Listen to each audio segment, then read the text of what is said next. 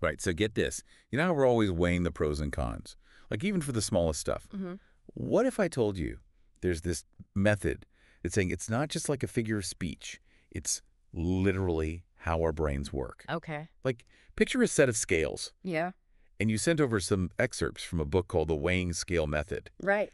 And it's really got me thinking Yeah. about how I'm making like every single choice, big or small. It is intriguing, isn't it? It's like what we often call just a gut feeling is maybe like our subconscious weighing in on things. Yeah. And so this method, it really shines a light on those hidden factors Yeah.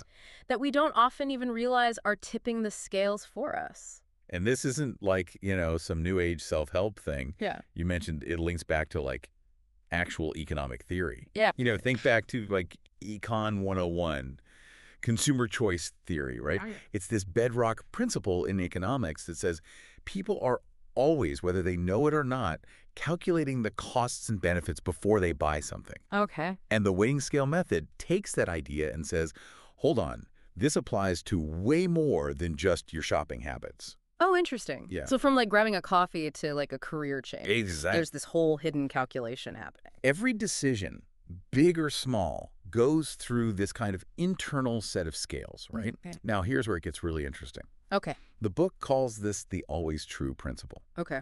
And it basically says that if this scale always reflects the choice we make, then when we don't do something we planned on. It means that the not doing it side secretly had more weight.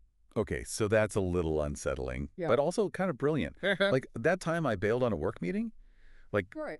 on the surface it seemed like a good idea at the time, but does that mean there were heavier reasons not to go that I wasn't even acknowledging? Exactly. Like think about those moments where you really truly meant to do something, Yeah, but then you didn't. right. This method helps break down what those hidden factors were. And in fact, the author himself, he used this when he was trying to cut back on candy. Really? He said whenever he felt tempted, he would mentally link resisting that candy to proving his belief in the weighing scale method itself. Wow. So by tying it to this bigger value, he kind of shifted the weight on the scale for himself. So he put his money where his mouth was, or rather his belief system where his sweet tooth was. Exactly. Talk about willpower. But how does this work for like less extreme situations? Well, the book gives this great example about job hunting. Okay. Most people, when they're looking for a job, they're focused on what they want from that job, Right. right? But this method says you should also consider the employer's weighing scale. Oh, interesting. Right. Okay. What are their needs? What would tip the scales in your favor from their perspective? It's a subtle shift, but it can really change how you approach that whole process.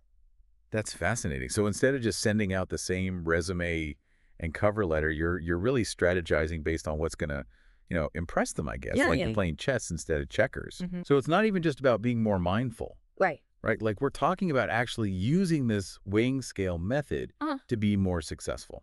Yeah, I think it's about understanding that decision-making landscape Right. and not just, our own little corner of it. Right. But, there's another layer to this too, because the book also talks about how even our seemingly irrational choices, like those impulsive moments, Yeah. still follow this weighing system. Really? It's just that the weights might be our emotions, our instincts, Okay. even like, all those biases that we all carry around. So you're saying even when I snap at someone out of nowhere or like buy that thing online that I know I don't need, Yeah.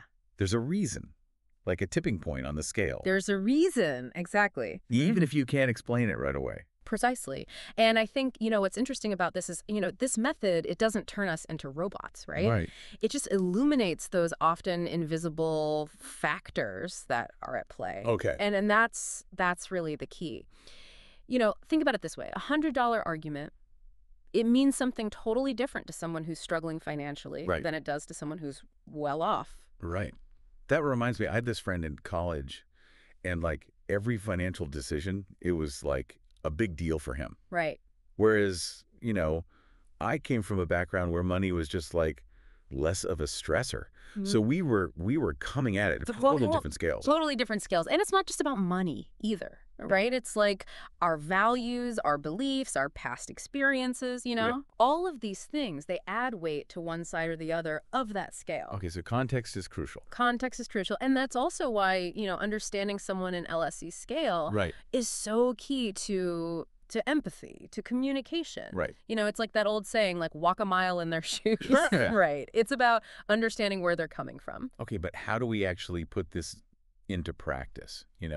Like, it's one thing to analyze our choices after they're made, but can this method actually help us make better ones in the heat of the moment? Absolutely. And the book talks about, using this for motivation too. Okay. One of the strategies that the author talks about is what he calls like building your environment. Okay. So instead of like battling willpower every time, you set things up so that the desired choice is actually the easiest one. Like if I'm trying to eat healthier, just not even keeping junk food in the house. Exactly. That make it easier to resist. You've preemptively tipped the scales. Oh, I like that. Right. Another strategy is, establishing those routines. So by making something a habit, like that morning run, you're removing that daily negotiation with your snooze button. It's no longer up for debate. It's just what you do. So it's like pre-programming those decisions. I'm picturing my brain with these little if-then statements, like, computer code for better choices. I love that. Yeah. And don't forget about, like, the power of setting rules for yourself. Okay. Right? Like, if X happens, then I'll do Y no matter what. It's that predetermined response for when willpower is low. It's a way of outsmarting your future self. Oh, I like that. Right. So it's not just about, like, analyzing the scales. It's about proactively tilting them in our favor. Exactly. I'm really starting to see how, like, this weighing scale method, it's less about being perfect, Right. It's more about understanding all those forces at play, like both the conscious and the subconscious ones. Yeah. And then using that knowledge to, like, actually work for us. Exactly. But what's even more mind-blowing is that, like, this concept, it might not be limited to just us humans. Right. Wait, really? Yeah. Are you saying, like, even animals have, like, little tiny scales in their brains making decisions for them? Well, not literally, but the book actually mentions some research on snails. The snails, okay. Yeah. So it turns out that, like, they decide whether to hunt for food or conserve energy based on, this really complex interplay of, like, their sensory input and their own internal state. Interesting. And they found that, like, specific neurons in their little snail brains actually, like, weigh these different factors. So wait, so even a snail is doing a cost-benefit analysis, like to figure out if a snack is actually worth the effort. In a way, yeah. And, it really makes you think that maybe this whole, like, fundamental weighing process, it might be much more widespread in nature than we tend to realize. Okay, now my mind is officially blown. So first humans, now snails. And, the book even goes on to suggest that this applies to how we program artificial intelligence. Right. So, like, if everything boils down to some kind of weighted system. It really makes you wonder about free will, doesn't it? Yeah. Like, if our choices, ultimately come down to whichever side of that scale is heavier in that moment, how much agency do we really have? It's a big question to ponder, for sure. Yeah.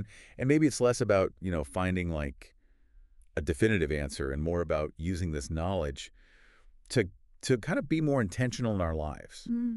Like, if we know this weighing is always happening anyway. Yeah. Can we influence those scales? Yeah. Even in, like, subtle ways. That's the exciting part, right? Yeah. I think that, this method, it gives us that framework to understand and potentially even, like, influence our choices. Yeah. And hopefully, lead to a more conscious and fulfilling life. Well, on that note, I think we've reached the end of our deep dive today, but a huge thank you to you for unpacking all these fascinating ideas with me. No, it was my pleasure. Always a joy to explore these kind of unconventional ways of thinking. And to you listening, we hope this deep dive has given you a new lens through which to kind of view your own choices. And maybe, the next time you're faced with a decision, big or small, maybe you'll hear those mental scales tipping. Until next time, happy weighing.